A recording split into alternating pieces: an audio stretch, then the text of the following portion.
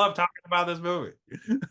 It's so good. No, I'm very excited to talk to you about it. So yeah, first off, watched it, loved it. Thank you for making Thank you. Thank you. This is a critical juncture for this. Like there's a lot of product out there. There's a lot of things vying for the attention span of people. And it is moments like this and people such as yourself that give us a light in that galaxy of options. Thank you for this time. Of course, of course. So obviously you're no stranger to slashers, gore, horror, all that good stuff. But what drew you to direct this film? Well, this started with reading Josh Sims and Jessica Seraflom's screenplay. And I felt that I was eavesdropping on people that I could recognize in real life. And then there was this surprise that happens. There was this twist. And I hadn't seen that twist before. And I've watched a lot of movies that have had twists and shows and whatnot. And I've had a hand in concocting a twist or two. But this one took me by surprise, and it was also a catalyst for what I really thought was stirring, and that was it revealed a heart. So if you're so fortunate to line up a murder mystery that isn't a twist for twist's sake, but a twist that actually has a card flip effect to many other details, it has a resonance that I thought, oh man, this is really scary to jump into because I haven't done this before. I have not done a murder mystery. I have not had such a twist to protect before. And I have really the heart, you can have a beautiful number of shots in focus. You can have the perfect sound, but unless a lot of things come together just perfectly, performance, timing, all of those materials, the heart can sometimes be drowned out. It can be vacated. It can be abandoned. Not in this case, because we had Jade Pettijohn, our North Star, because we had JoJo Siwa, who is, as anyone may know, like type in the name and all of a sudden Google will tell you, do you want to see this person sing, dance, et cetera, et cetera, et cetera, any walk of life entertainment wise, this person is a juggernaut. But if you dig a little deeper, you may find out what we realized is that JoJo Siwa has also been an accomplished actor for over a decade, and she and Jade, our lead, worked together on School of Rock way back when, the TV adaptation. So to watch those two pros resume a rhythm gave us double time, gave us 2 minutes for every one, gave us impact. Well, okay, heart protected. Now, who are these friends?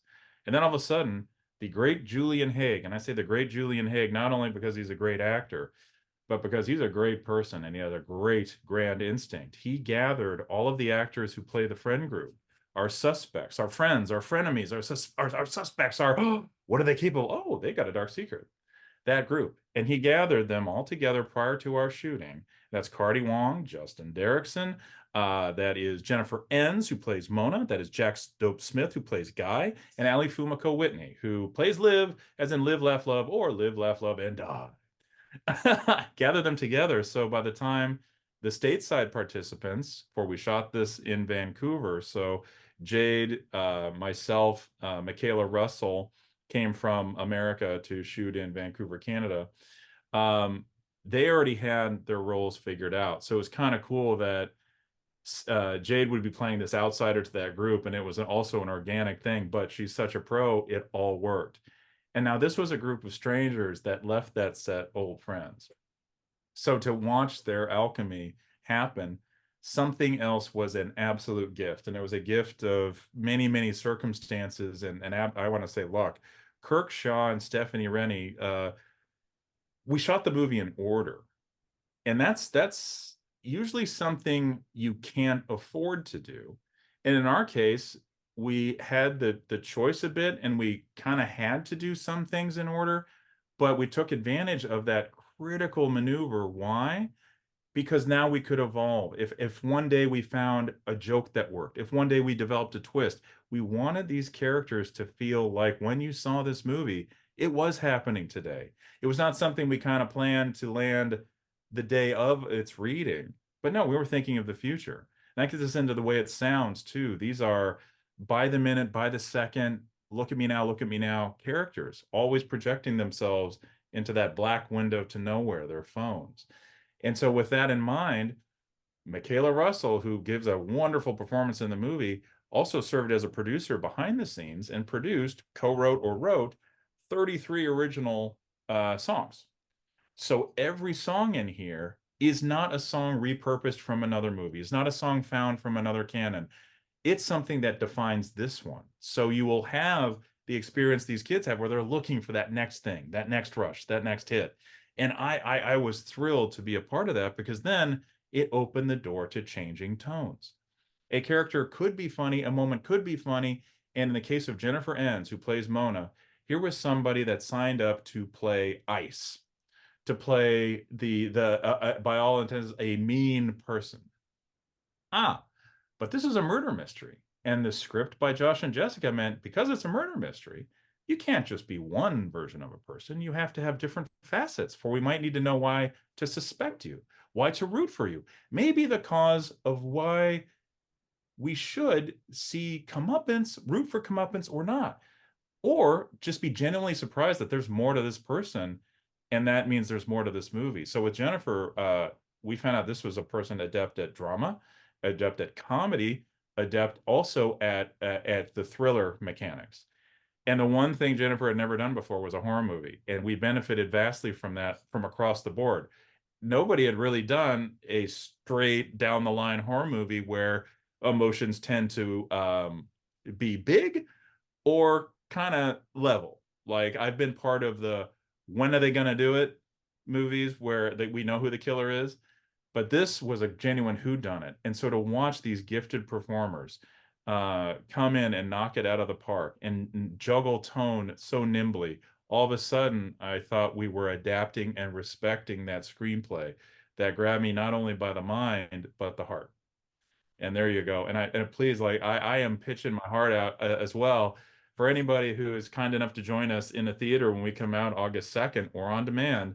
Please stay through the credits because this sucker does not stop twisting. It's got more twist than a stick of licorice. We don't stop entertaining until the last image flickers out. So please stay with it. And we're at that age where like there's some algorithm, so as soon as a credit scroll comes up, it's like boop, and it makes the window tiny. Click on the window, watch the credits. Like people worked a year and a half on this. Watch the credits, and we've got a treat for you. It's not shoe leather, it's not fluff, it's content. Oh, I love that. Thank you for that answer. Um, Yeah. Throughout this whole film, I kept thinking about like it's a twist on like a classic, Yep. from like just voyeurism to the seven deadly sins to the final girl trope, all of that good stuff. So what was it like taking these very classic elements and modernizing them?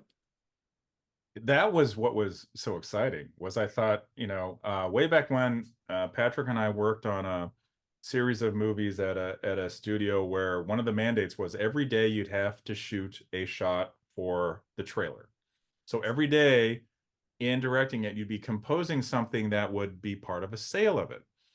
And I've not forgotten that. I've kept that very close. So every day I'm fortunate enough to be directing something, I'm thinking about also the micro world of its marketing, of how to sell that idea, not give everything away, but sell it. Yeah, because we are constantly selling. And anymore in our world where we're a speeding car and every bit of media is like that billboard, and you've got a fraction of a second to grab eyes.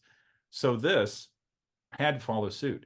So then we have these tropes. Okay, well, those are easy tropes to set up. Oh, it's the scare B&B with the kids. And the tropes aren't the why to see it. The tropes are the false layers and soil of expectations we want to embed. We want to lower that radar just a bit so when the surprises happen, they are Richter scale shock effects to the audience. If we were just the by the numbers, what we've seen before, I would love to say I wouldn't be a participant because I don't know what to do with that. I don't want to Xerox what someone else has done. However, when this movie promises, oh yeah, yeah, yeah, seven deadly sins, haven't heard of that before, yawn. But then what we see happen with Josh and Jessica's screenplay, what they do with that is we're in a new era. Every idea and concept of a trope has a new form now, and it has a new purpose. And if I may go a little bit deeper to that, so the voyeurism. The voyeur used to be someone hiding in the tree line, waiting for the tent to render you a silhouette to approach and invade your world. Now, the voyeur is invited in through that little black glass window to nowhere that you keep in your pocket. The more voyeurs, the better. And as you stare and give yourself away and project this perfect image, and maybe even drop a pin, let them know where you are, your back is to the rest of the world. The 99.9 degrees of the rest, or that real life threat who might be perceiving what you want to offer as bait to watch me, enjoy me, get close to me, feed upon me, can in the very real world stalk, catch, grab. So that gave us a new coat of paint.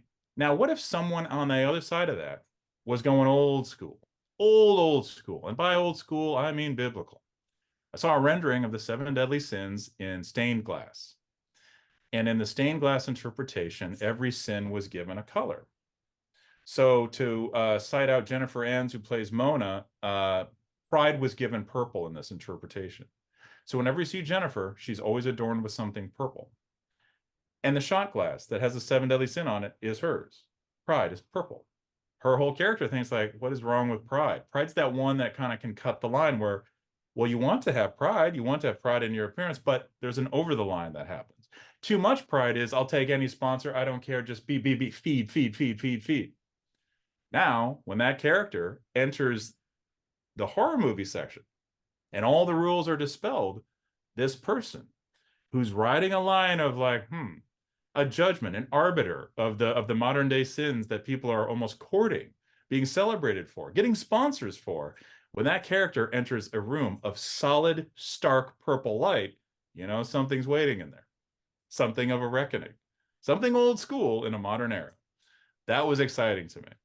And then also, none of it matters if it doesn't build up to a heart. None of it matters if I don't know everything about this character. So by the time they walk towards that potential fate, we kind of want him to make it through. Like Jack Dope Smith, who it's not saying much, like when he's got such an affable being, like Jack Dope Smith as a person is, when you, if we fall in life, you'd want to land on his couch because this is a person who'd always be there for you.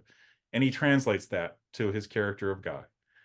And there is a little bit of tragedy when we see our favorites go. But in this case, they are asking for it. And something's out there to give it. I love that. Thank you. You Like it bet. was great seeing the classic come to life in such a cool way. Hey, Um, thank you. Thank you very much. so I think that's about all of our time. Okay.